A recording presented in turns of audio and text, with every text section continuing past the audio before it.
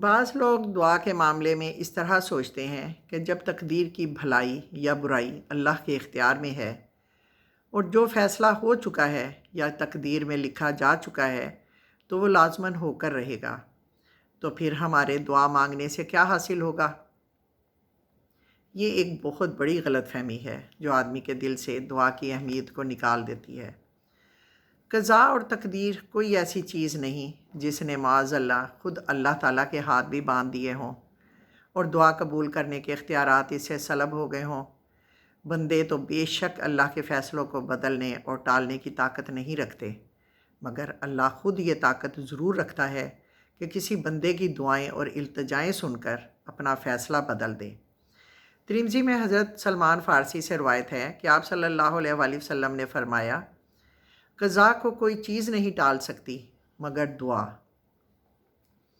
حضرت یونس علیہ السلام کو اللہ نے نینوا بستی کی طرف توحید کا پیغام دے کر بھیجا تھا۔ بستی والوں کے انکار سے ناراض ہو کر انہیں عذاب کی وعید سنائی گئی۔ عذاب کے اثرات دیکھ کر بستی والوں اللہ تعالیٰ کے آگے رونے اور گڑ گڑانے لگے، اللہ کی پناہ مانگنے لگے، تو اللہ تعالیٰ نے ان سے عذاب کو ٹال دیا۔ اس کا ذکر سورہ یونس آیت نمبر 98 میں کیا گیا ہے۔ ترمذی کی ایک حدیث میں ہے کہ آپ صلی اللہ علیہ وآلہ وسلم نے فرمایا، قضاء و قدر سے بچنے کی کوئی تدبیر فائدہ نہیں دیتی۔ اللہ تعالیٰ سے دعا مانگنا اس میں بھی نفع پہنچاتا ہے جو نازل ہو چکی ہے اور اس میں بھی جو ابھی تک نازل نہیں ہوئی، اور بے شک بلا نازل ہونے کو ہوتی ہے کہ اتنے میں دعا اس سے جا ملتی ہے، پس قیامت تک ان میں کشمکش ہوتی رہتی ہے۔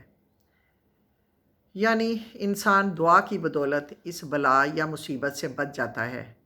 سورہ انبیاء میں ہے، حضرت ایوب نے شدید بیماری کی حالت میں اللہ سے دعا کی اور اللہ تعالیٰ نے ان کی دعا قبول کر لی اور انہیں صحت عطا فرمائی۔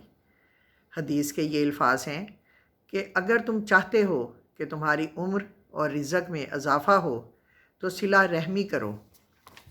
اگر عمر اور رزق فکس ہوتے تو پھر صلہ رحمی کو اس کے بڑھنے کا سبب نہ بتایا جاتا۔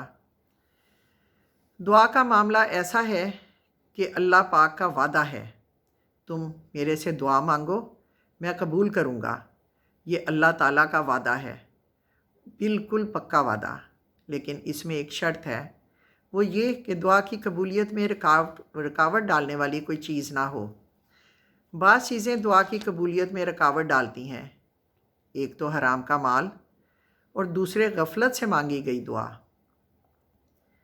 کچھ لوگ کہتے ہیں کہ ہماری تو دعائیں قبول ہی نہیں ہوتی۔ اگر ہماری دعائیں قبول نہیں ہوتی تو ہمیں اپنی کوتاہیوں اور خطاؤں کا جائزہ لینا چاہیے، کیونکہ بد پرہیزی میں دعا اثر نہیں کرتی، خواہ ڈاکٹر کتنا ہی قابل کیوں نہ ہو۔ اسی طرح گناہ کی تاریکی عمل و ورد کی روشنی کو بھی دھندلا دیتی ہے۔ ابراہیم بن ادھم رحمۃ اللہ سے کسی نے پوچھا کہ اللہ تعالیٰ ارشاد فرماتے ہیں کہ مجھ سے مانگو میں تمہاری دعا قبول کروں گا، پھر کیا بات ہے کہ ہماری دعائیں قبول ہی نہیں ہوتی؟ ہم دعائیں تو مانگتے ہیں۔ تو آپ نے فرمایا کہ 5 کوتاہیوں کی وجہ سے تمہاری دعائیں قبول نہیں ہوتی۔ نمبر 1، اللہ کو پہچاننے کے باوجود اس کا حق ادا نہیں کرتے۔ نمبر 2، قرآن پڑھتے ہو مگر اس کی ہدایات پر عمل نہیں کرتے۔ نمبر 3، محبت رسول کا دعویٰ تو کرتے ہو مگر ان کی سنتوں کے تارک ہو۔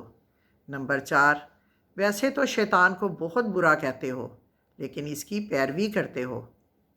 اور 5ویں بات یہ ہے کہ تمہیں اپنے عیب نظر نہیں آتے اور دوسروں کے عیب کی ٹوہ میں لگے رہتے ہو۔ اس لیے حلال کھا کر، سچ بول کر، خلق خدا سے ہمدردی اور محبت اور تمام ظاہری اور باطنی چھوٹے بڑے گناہ چھوڑ کر ہم اپنے اللہ کو راضی کر سکتے ہیں، اور ان سب باتوں کا دعا کی قبولیت میں بڑا دخل ہے۔ دعا کے قبول ہونے کی اللہ تعالیٰ کے یہاں 5 ترتیبیں ہیں۔ ایک ترتیب تو اللہ کی یہ ہے کہ جو مانگا اگر وہ مصلحت کے مناسب ہے تو اللہ اسے فوراً اور جلد دے دیتے ہیں، جیسے رات کو مانگا اور صبح کو مل گیا۔ اور دوسری ترتیب یہ ہے کہ وہ چیز جو آپ اللہ تعالیٰ سے مانگ رہے ہیں، دعا کے قبول کرنے میں اللہ تعالیٰ وہ چیز دیتے تو ہیں لیکن دیر سے دیتے ہیں۔ اور تیسری ترتیب یہ ہے کہ بعض مرتبہ ایسا ہوتا ہے کہ اللہ پاک سے جو چیز مانگی جائے وہ نہیں ملتی، بلکہ اس کے بدلے میں مصلحت کے مطابق کوئی دوسری چیز مل جاتی ہے۔ جیسے حضرت مریم علیہ السلام کی ماں نے بیت المقدس کی خدمت کے لیے اللہ سے ایک بیٹا مانگا تھا، لیکن اللہ تعالیٰ نے بیٹی دے دی۔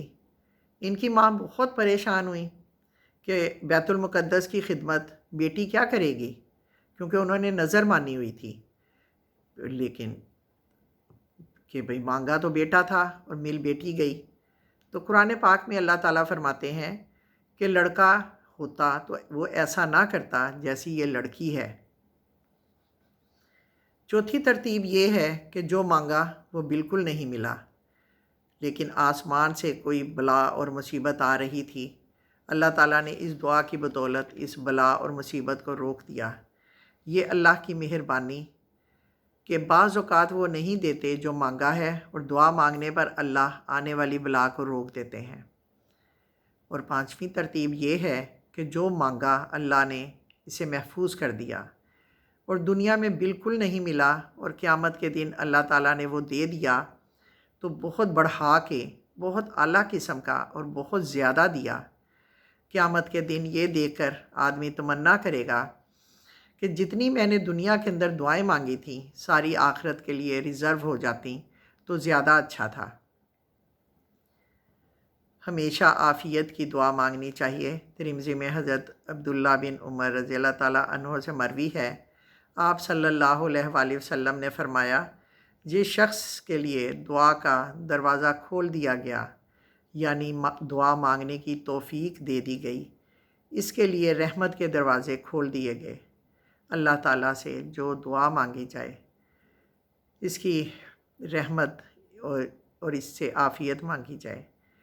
ان میں اللہ تعالیٰ کو سب سے زیادہ پسند یہ ہے کہ اللہ سے عافیت کی دعا مانگی جائے۔ اس سلسلے کی آپ صلی اللہ علیہ وآلہ وسلم کی پسندیدہ اور جامع دعا ہے، ربنا آتنا فی الدنیا حسنۃ وفی الآخرۃ حسنۃ۔